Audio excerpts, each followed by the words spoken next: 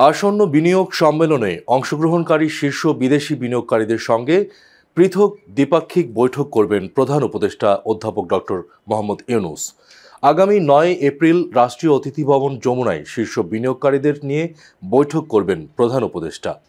রাজধানীর Bailey road foreign service একাডেমিতে আয়োজিত এক প্রেস ব্রিফিংয়ে এ তথ্য জানানো হয়। বাংলাদেশ বিনিয়োগ উন্নয়ন কর্তৃপক্ষের নির্বাহী পরিচালক চৌধুরী আশিক মাহমুদ বিন হারুন এ তথ্য জানান।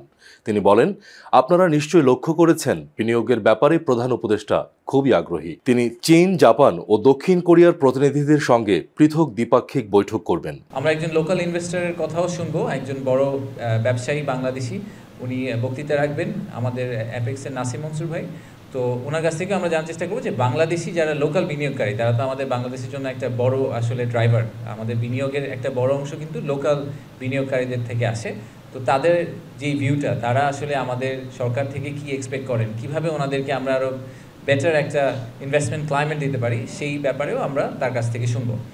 এছাড়া আমরা প্রধান অতিথি যখন থাকবেন সেই সময় আমরা 5টি অ্যাওয়ার্ড দিব। আমরা আগেরবার বলেছিলাম অ্যাওয়ার্ডের নাম্বারটা একটু কম ছিল, বাট আমাদের এখন ফাইনালি যেটা হয়েছে, আমরা 5 জনকে সম্মানিত করব, কোম্পানি বা ইন্ডিভিজুয়াল।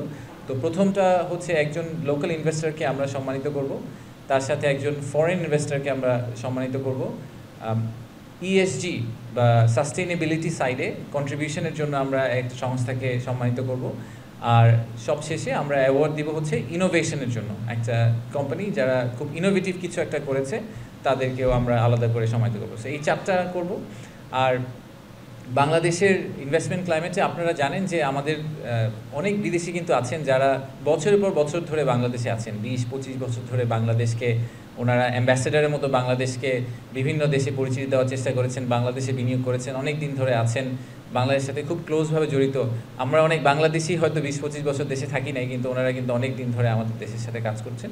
তো এরকম একজন বিদেশি বিনিয়োগকারীকে আমরা একটি সম্মাননা দিব, ওনাকে আমরা অনারারি সিটিজেনশিপ অফার করব এই ইভেন্টের থ্রুতে। সো এটা একটা কমপ্লিটলি ডিফারেন্ট অ্যাঙ্গেল দিবে আমাদেরকে, বাট আমরা জেনারেলি মনে করি যে আমাদের সবচেয়ে বড় অ্যাম্বাসেডার হতে পারে হচ্ছে যে কোনো বিদেশি যদি এসে বলে বা সে তার দেশে গিয়ে বলতে পারে যে আপনারা বাংলাদেশে বিনিয়োগ করেন, কারণ আমার বিনিয়োগটা খুব সফল হয়েছে এবং আমি মনে করছি যে বাংলাদেশ বিনিয়োগের জন্য একটা খুবই ভালো জায়গা।